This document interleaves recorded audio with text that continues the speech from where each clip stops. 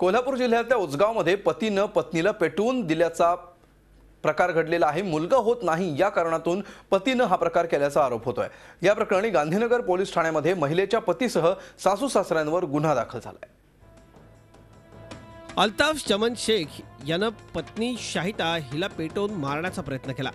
या शाहिता 90% भाजली आहे। तिच्यावर कोल्हापूरमधल्या छत्रपती प्रमिलाराजे रुग्णालयात उपचार सुरू आहेत।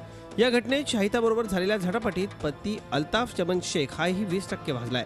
त्याच्यावरही उपचार सुरू आहेत। हा सर्व प्रकार मुलगा होत नाही या कारणातून झाल्याचा आरोप शाहिताच्या कुटुंबियांनी केलाय। रात्री जेवण करत बसली आहे।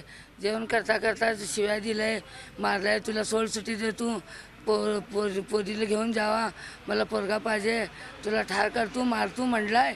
पुढं बघून जेवण काय करायला लागली आहे, मागणं राखेल वरतून काडी लावलाय आणि बाहेरनं दाराचे कडी हातनं घातलाय। मुली असल्यामुळे त्याला मुलगा होता, त्याच्यामुळे तो नाराज होता। तो म्हणाला की मला मुलगा होत नाही, तुला मुलगा होत नाही, त्यासाठी मी तुला कधी मारणार असं ते प्रत्येक वेळी त्याला सांगा अशी धमकी देतात। पोलिसांनी या प्रकरणी शाहिताचा पती अल्ताफ याच्यासह तिच्या सासू सासऱ्यांविरोधात गुन्हा दाखल केलाय। 3 मुली झाल्या पण मुलगा नाही या कारणातून हा प्रकार घडलाय। समाजात अजूनही वंशाच्या दिव्यासाठी कित्येकांचे संसार उद्ध्वस्त होत आहेत। आधुनिक युगातल्या मुलींनी अंतराळापर्यंत झेप घेतली पण केवळ अज्ञानापोटी अशा घटना अजूनही घडत आहेत। Mithun Rajadhyaksha, Zee media, Kolhapur. Zee 24 तास, एक पाऊल पुढे।